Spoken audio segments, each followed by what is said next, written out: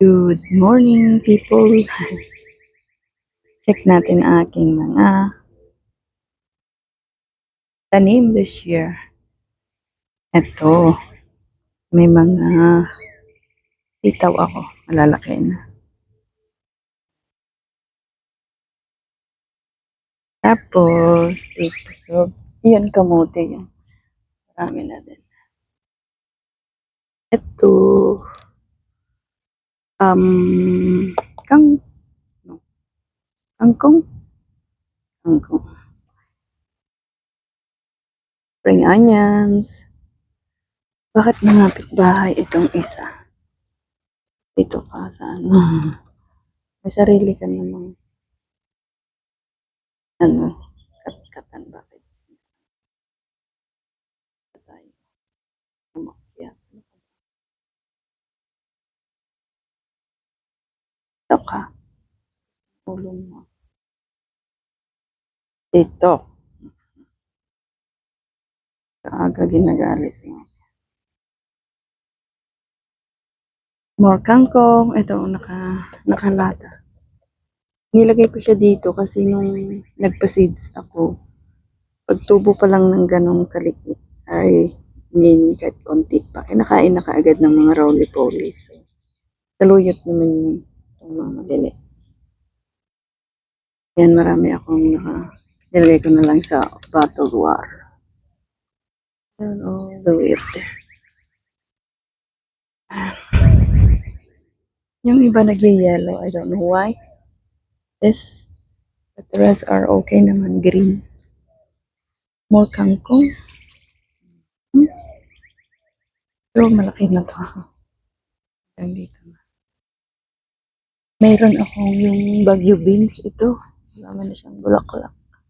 Ayan nga, nag-yellow. More kamote. Ayan. Ano pa? Ito yung ang tawag dito. Nag-yellow din. Palang isa Ilocano. Guerrilla sa Tagalog. I don't know. Ba't ganyan? More sitaw doon. Ito yung green peas. May 3 puno ako pero hindi maganda ang tubo. Namunga na kahit ang liit-liit pa. Ayan. Ngayon ng ibon, no? Kangkong. Ang 4 na puno ata ito. More sitaw. Kamote pa rin. Ayan. Sitaw. Kamote. May mga alugbati ako pero ganyan ang tubo. Ang liit-liit pa na mumulaklak. Ano to? Hindi ko rin maintindihan bakit ganyan. Meron ding isa pang Baguio beans dito. Zucchini, may bulaklak na. Hindi rin maganda ang tubo. Excuse me. Skinny siya. Yan.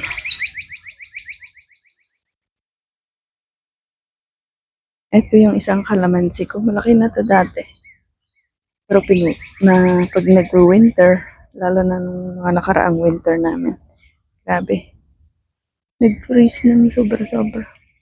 Usually, hindi naman dito.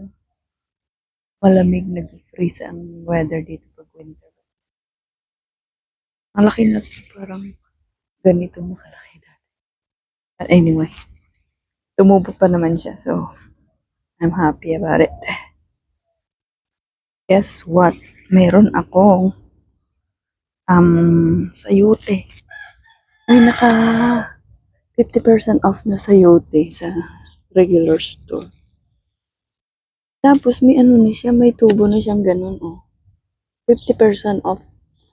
Binenta pa talaga. So naisip ko, itanim ko nga. Ayan.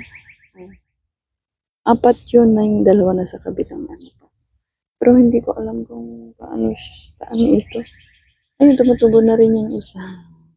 That one is already grown. Ay, yung 2 na andito na. Malaki na rin to. The other one is growing Yun yung, ano to yung parsley ata yun. Ito yung, yan, tutubo na rin yung dalawa. Tapos, may chili ako dito. Yung ganito lang kalaki pag ano. Yan. Focus, focus. So, ito yung ashitaba. More kamote, naka-harvest na rin ako. Yan. Marami na akong na-harvest na. Talbos, yung nakita niyo sa mga lives ko. As usual, yung sabi ko pag nagpa-tubo ako sa direct to the to the ground, kinakain ng mga roly-polies. Yan ang mga salarin. Yan, kaya diyan ko sila sa water bottle pinatubo. Yan. Ilang bottle ba to? Yan, kamote pa. Marami na akong nakain kamuting talbos. Yan. Shitaba, ito. I have mint. Mint plants. Nilalagay ko sa drinks ko. Okra pa more. Pulang-pula ang pula itong okra ko. Thanks to Miss D na nagbigay. From Corpus. Mint. Ang bango. Ayan. Mint pa more. Ang bilis lang tumubo ang mga mint. Mga kamote. Okra, of course. Narinig nyo may manok background. Mint, ashitaba. Ayan. Kamote. Okra. Yun. Okra pa more. May tumubong dito. Ito. Saluyot yan. Okra, okra. I don't know, baka pa ako maka-harvest ng okra. Baka August pa. Or July. Yan. More okra. Okra pa more. Kamote pa more. Mga kamote natin. May okra din sa likod. Na-overgrown na siya ng kamote. Okay? Let's go to the other side of garden bed. Ito yung kutsay, Ilocano. Chinese chives ata. Basta mabango siya pag inano. Of course, yung mga kahoy, nandyan pa rin. Nakapalibot. Ang iba, marami na akong natapon. Taring pa. Nalibot ko na lang dyan. This is my... Hoy, tumihimik ka dyan. Manok. Saluyot. Mag-harvest ako ng saluyot ngayon. Magpaksiw ako. Saluyot at kulitis. Yan. Kulitis. Kakamukha lang yan.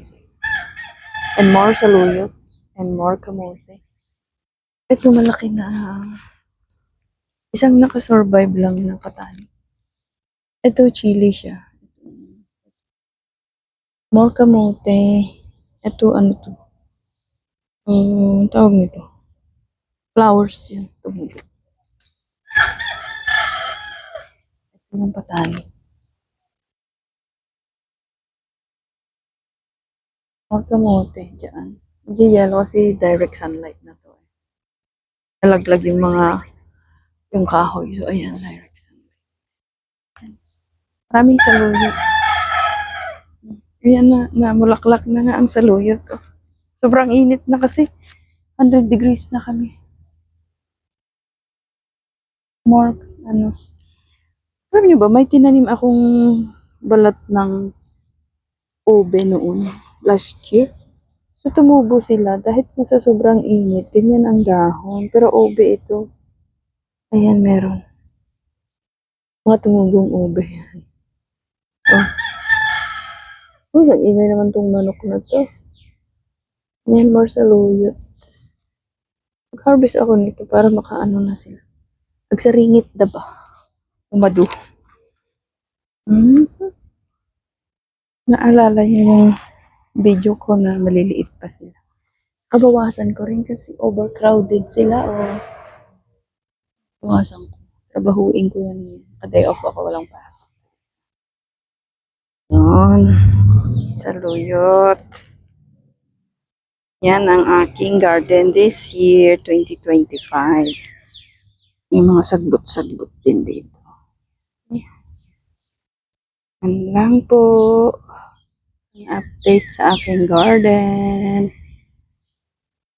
Thank you for watching. Shout out sa mga nanonood sa akin. Mga videos ko. Shout out sa inyong lahat. Mag-mention ako next time. Kasi ano na to. 10 minutes na ata. Thank you guys for watching. I-update ko kayo ulit later pag ano, lumaki na sila. Alright? Bye-bye!